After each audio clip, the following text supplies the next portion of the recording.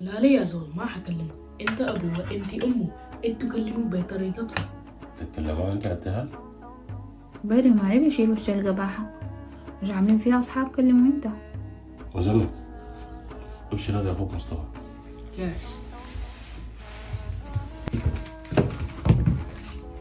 مالكم زي قاعدين ليكم في جودية كده؟ تعال وجه امك هنا، دايرينك في موضوع. خير ان شاء الله، قعدتكم دي ما مطمنة.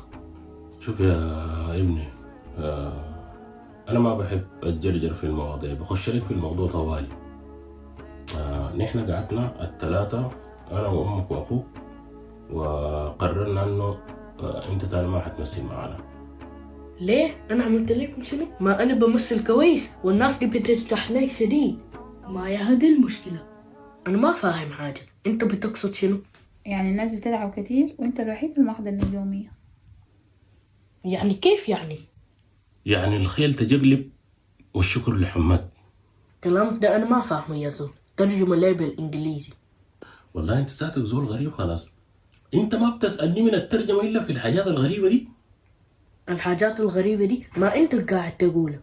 الخيل تجلب والشكر لحماد. هورس دبل كيك عن سانكن حماد. خلي الترجمة، واصل في الموضوع. يعني انا بكتب السيناريو وبمثل، مزمل بيصور وبمثل، امك بتعمل تعديل في النص وبتمثل.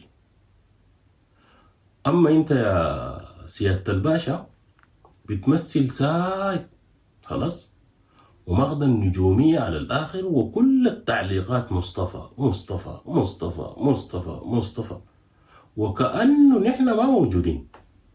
وانا ذنبي شنو في الموضوع ده؟ انت مش يا بابا براك قاعد تقول القبول ده من الله عز وجل؟ ونعم بالله. طيب انا ذنبي شنو؟ الناس اتقبلتني. والله شغلكم ده حصاد صاي. نحن كأسرة مفترض نحب الخير لبعض، مش نحسب بعض. وعموما انا هعمل اللي برضيكم، وتاني ما هأمثل اطلاقا، وتصبح على خير. والله بيني وبينكم كلامنا ده ما صح. كلامك صح والله، انا ذاتي حسيت بالذنب. اسماعيلنا دي خلينا اعتذر ليه. هذه شيطان، كلام عجيب ذاته. يا مصطفى نعم. تعال.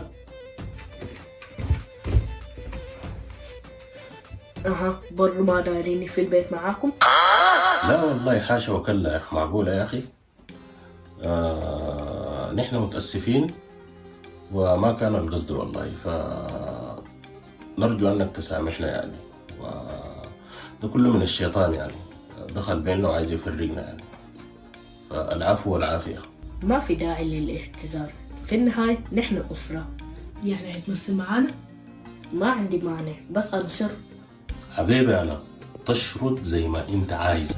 نحن عندنا كم صفصف في البيت ده، ما واحد بس صفصف ده، ها؟ ما في غيره. قول قول قول قول شرطك شنو؟ تمثيلي الساعة ب10 جنيه. شنو؟